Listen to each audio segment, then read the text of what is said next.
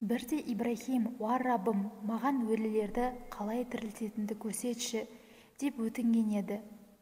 Алла оған: «Сен сенбейсің бе?» деді. Сонда Ибрахим: «Әлбетте сенемін, бірақ құдіретіңді өз көзімен көріп, көңілім жай тауып, жүрегім толық қанағаттансын деймін», деді.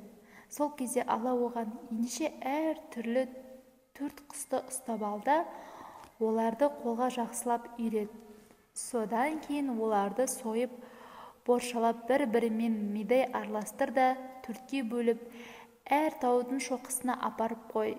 Содан кейін оларды шақыр. Сонда олар алдыңа лезде жетіп келеді. Біліп қой, Алла әзиз, ұлық, бәрінен үстем һәм хаким, әр ісі мен әр бір үкімі хикметтерге толы болған асқақ даналық иесі». Мал пұлын Алла жолында сарп еткендердің мысалы бейне бір 7 бірдей масақ шығарған, әр масағында 100 дәні бар дәнек секілді. Алла қалаған пендесіне еселеп береді. Алла уасих, өте кең, асқан, жомарт, алим, құлдарының барлық жай-күйін өте жақсы білетін шексіз ілім иесі. Мал пұлын Алла жолында сарп етіп, соңынан бергені міндетсінбейтін және өзінен жәрдем алушыны ренжітпейтін кісілердің рабыларының дәргейінде алатын мол сауабы бар. Олар үшін ақыретте ешбір қорқыныш жоқ һәм олар әсте мұнаймайды. Бір ауыз жылы сөз біреудің айыбын жасыру һәм қатесін кешіру артты қайыр садақа алған адамды ренжітуге ұласатын міндетсініп берген садақадан әлдеқайда жақсы. Алла ғани, сендердің садақаларыңа да құлшылықтарыңа да мұқтаж емес. Халим, құлын бірден жазаламай, тәубеге келуін күтетін өте жұмсақ әрі сабырлы. Уайыман келтіргендер, мал пұлын ел жұрт көрсін деген ниетпен жұмсайтын, Аллаға һәм ақырет күніне сенбейтін, адамға ұқсап берген садақаларында міндетсіну немесе садақа алған адамдарды ренжітетін сөздермен әрекеттерге бару арқылы зая қылмаңдар. Ондай адамның мысалы бейне бір бетіне аз ғана топырақ жұқым жып-жылтыр тасқа ұқсайды. Нөсер жауыннан кейін топырағы шайылып жалтыраған қап-қатты тас екені білініп қалады. Ондайлар о дүниеге барғанда ел жұртқа көз қылып жасаған қайырымдылықтары үшін сауап тұрғысынан еш нәрсеге қол жеткізе алмайды. Алла кәпір қауымды тура жолға салмайды һәм әсте оңғармайды.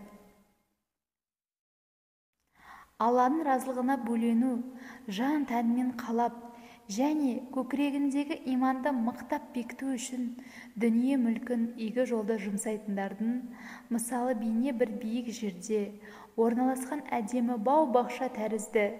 Ол бақшаға мол жауын жауса 2 есе артық өнім береді. Тіпті мол жауын жаумаса да, сіркіреп жауған азғантай жауынның аз ғана ылғалдың немесе шықтың өзі оған жетеді. Алла не істеп, не қоп жүргендерінің бәрін көріп тұрады.